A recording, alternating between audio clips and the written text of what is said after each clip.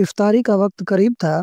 میں نے اعظم چاچا سے پکوڑوں کا آرڈر دینے کے لیے پوچھا، چاچا جی کل میرے گھر افطاری ہے، تقریباً 50 مہمان ہوں گے، آپ کو ایڈوانس کتنے پیسے دے جاؤں؟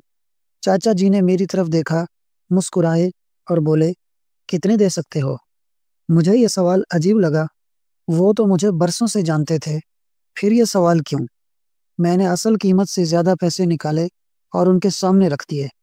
چاچا جی نے پیسے واپس میرے ہاتھ میں رکھے اور کہا، یہ سامنے سڑک کے اس پار جو بوڑھی عورت کھڑی ہے، یہ پیسے اسے دے دو، کل آ کر اپنے سموسے پکوڑے لے جانا۔ میں حیران رہ گیا۔ وہ کون ہے آپ کی؟ میں نے پوچھا۔ چاچا جی کی آنکھوں میں ایک تپش تھی۔ وہ میری ماں ہے، میری بہن ہے، میری بیٹی ہے۔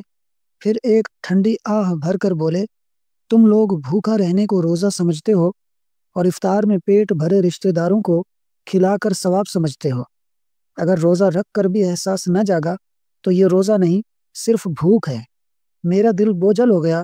یہ پیسے میرے نہیں تھے، یہ تو اس غریب پکوڑے والے کے تھے۔ میرے پیسے تو رشتوں کو جوڑ رہے تھے اور چاچا جی کے پیسے اللہ کی رضا کے لیے جا رہے تھے۔ میں اس بوڑھی عورت کی طرف بڑھنے لگا، دل میں ایک خواہش لیے، کاش میں بھی چاچا جی کی آنکھ سے دیکھ سکتا، کاش سب دیکھ سکتے۔